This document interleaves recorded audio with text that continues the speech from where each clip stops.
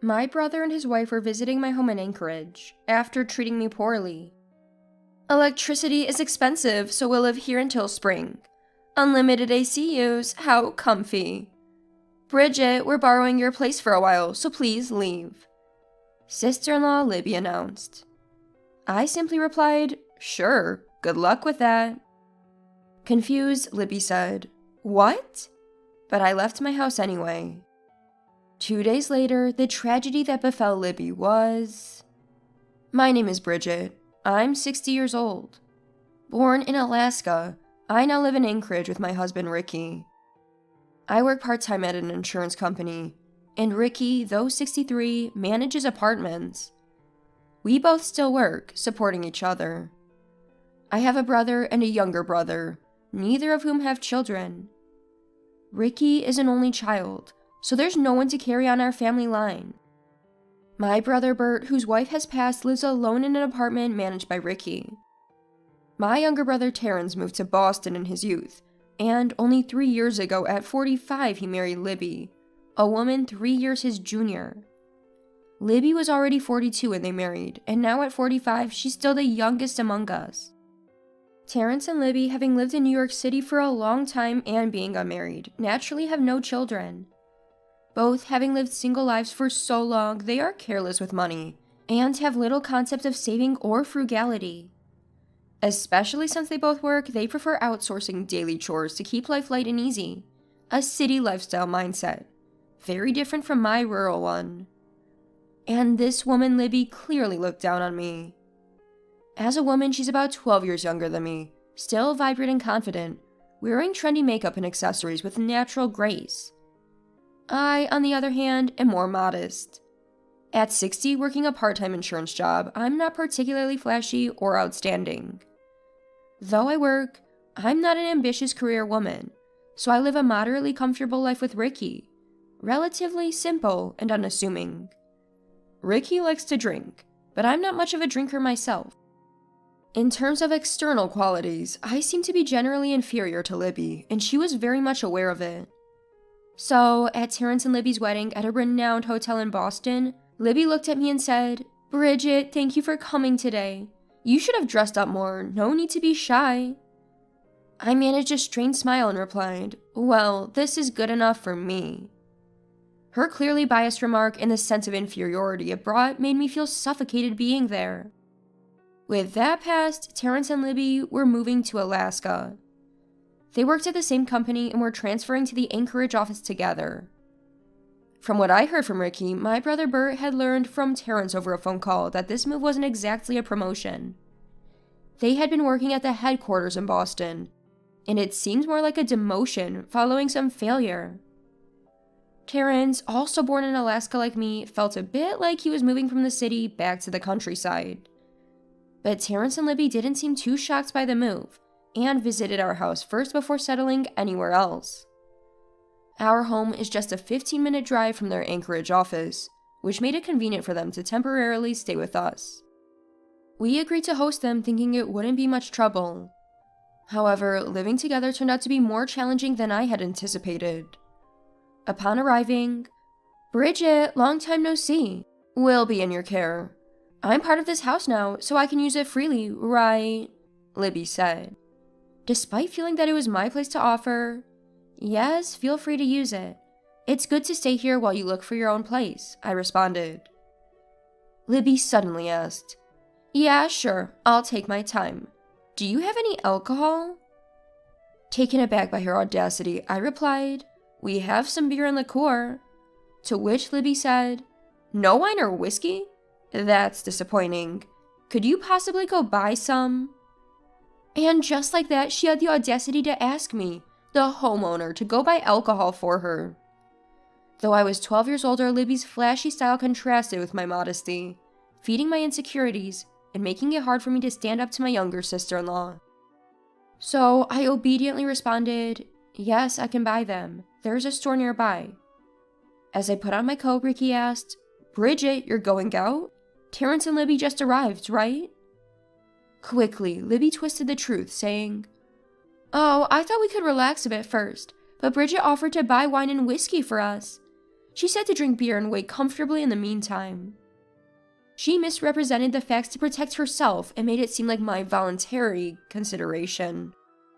This attitude of Libby taking control in every situation became the norm as soon as she arrived at our house. She maintained a good image in front of the men, portraying herself as the perfect wife. I found her personality repulsive, but seeing Ricky and Terrence enjoying life with Libby, I kept my complaints to myself, not even sharing them with Ricky. With Libby around, my weekdays turned into either socializing with colleagues or serving as a housekeeper for the three of them at home, always cooking and serving drinks.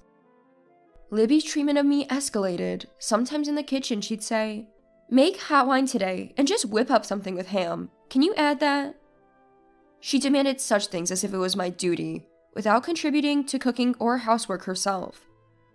When drunk, she'd come into the kitchen and say, "Look, Bridget, you know what? I'm doing you a favor. There are no children in our family, so technically, I'm the youngest. Eventually, Ricky and you will need my help, right? It's give and take, an investment for the future. We haven't known each other long, and the day you two can move around isn't far. I want you to work hard now. Am I making sense? You understand, right?" Her twisted logic justified her whims, expecting me to comply. Ricky and Terrence, not the type to step into the kitchen, seemed to enjoy having a convenient hostess nearby, oblivious to my struggle. Rather, she made it seem like I enjoyed doing it, so they were under the impression that there was no problem at all. As I cooked various dishes, leftovers accumulated in the fridge from yesterday or the day before. The type of alcohol they drank changed daily, and with it, their demands for matching dishes. On days when they weren't specific, I served from the fridge, prioritizing dishes nearing their expiration. Libby never complained in the living room, but she'd bring her plate to the kitchen later and say, "Bridget, you're so forgetful. You should know that dishes like these don't go with wine nights like today. We should have prosciutto, crackers, and olives. Maybe you don't understand, having not worked much in an office. A mistake like this would be fatal at work. You'd ruin your career instantly. You should take this as a learning opportunity, considering how sheltered you've been, Bridget." She belittled me, treating me like an incapable worker and a servant, forcing me to redo things. After over a month of this, on a bitterly cold day in early February, with snow blanketing the outside, they planned to drink at home again. I prepared dinner as usual. We ate, I washed the dishes, and then it was time for them to enjoy their drinks. As always, I efficiently provided drinks and food, but as they drank more, Libby, who never prepared anything herself, came to the kitchen. "Bridget, I always like this, but can't you be a bit more glamorous and bright? You're so plain and gloomy, it's almost contagious," she said. I was annoyed but replied, "Well, I do wear makeup when I go out for work or shopping during the day, but I usually take it off after coming home early, so as not to disturb everyone's shower time. I guess that's why you see me without makeup often. And yes, I admit I'm naturally plain." I tried to brush it off with a faint smile, but that day Libby was more persistent. "We're staying here till spring because of the high electricity bills. Unlimited AC, so comfy. Bridget, we're borrowing your place for a while, so please leave." So she said. Moreover, it's honestly annoying. I want to have more fun, especially in such a desolate place. You might not understand, she added. I felt something snap inside me and thought, enough is enough. "Sure, good luck with that," I simply replied to Libby. Libby, surprised, said, "What?" but didn't retract her demand to leave. Instead, she quickly went to the living room and said to Ricky and Terrence, "Hey, Bridget seems to be saying she'll leave the house for a bit. I'm worried. Is she okay?" She acted like a concerned sister, making her own motives. Terrence was quite drunk, slurring, "Sis, what are you talking about?"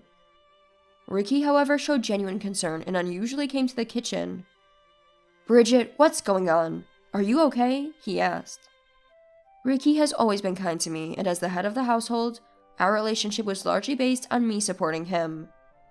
This balance was good, but it was disrupted since Libby moved in. I wasn't angry with Ricky, but more saddened by his inability to notice my suffering and emotional changes. Trying to be strong, I told him, "Bro called me over for a bit. so I'm heading to his apartment. Don't worry. I grabbed just enough belongings to get by and left the house that night. Later, I emailed Ricky saying I had some matters to attend to and would be staying a few days at Bro's, but I'd contact him when I returned. The snow was deep, making it difficult to reach Bro's apartment, but after calling ahead, Bro warmly welcomed me. I arrived at his place. Bro Bert had lost his wife to cancer 5 years ago and had been living alone since he was 58, now 63.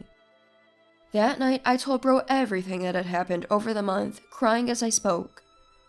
I said, I never thought I'd be treated so harshly and excluded by someone younger at this age, and I don't intend to return to that house. Bro welcomes me. There's no rush. You can stay here as long as you need. And he kindly said, he's always been a kind and reliable man to me. A couple of days later, Ricky called me midday. Bridget, where are you? Have you finished work? There's somewhere I need you to go, sounding panicked. I asked, what happened? Ricky asked again, have you finished work? To which I replied, I was on part-time duty this morning, so I'm back at Bro's apartment now. Ricky, out of breath, I need you to go to the city hospital right away.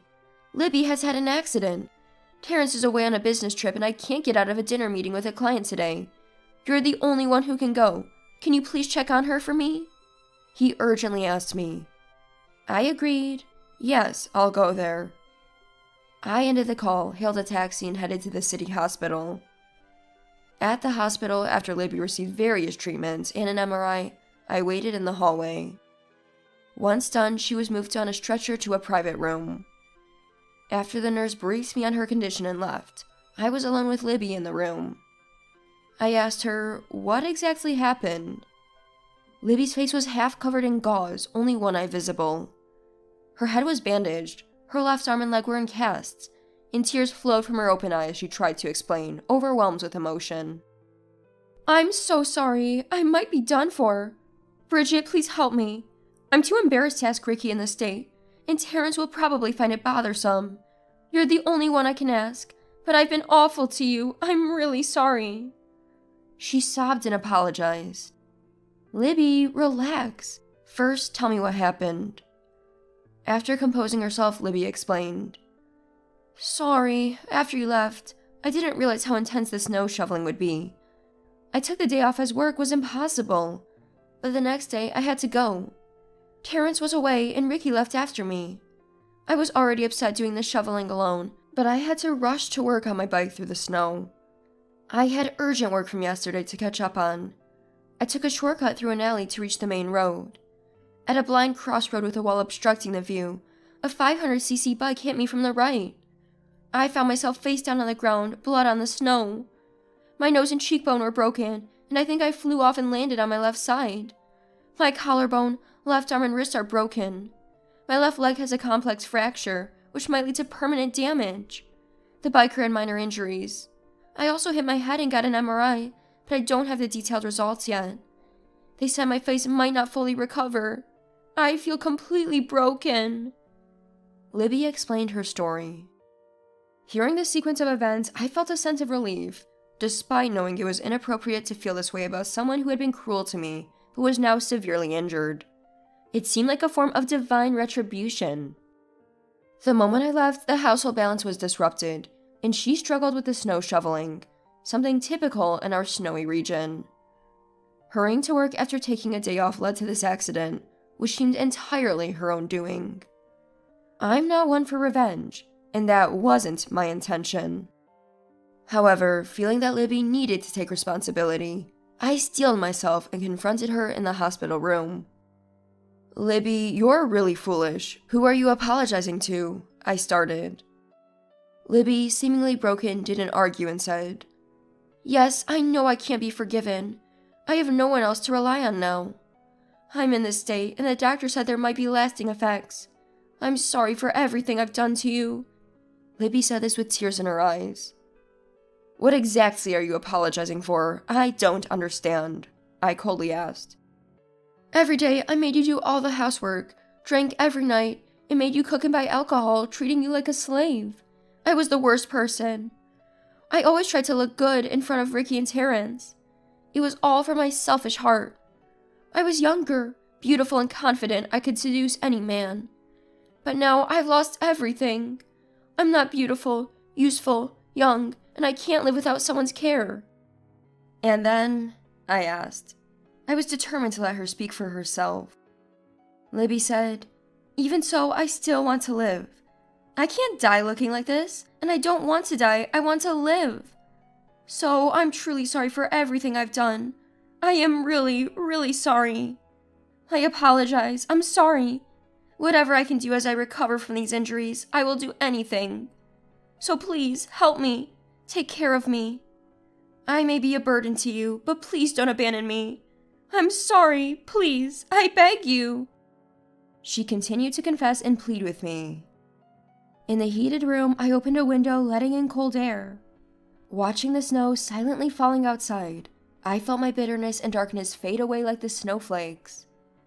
I turned towards the window, back to Libby, and said, "Never go against me again. That's a promise, understand?" Libby, crying in the background, assured, "Of course, I'm truly sorry." Libby said this, and I could hear her sobbing from behind me.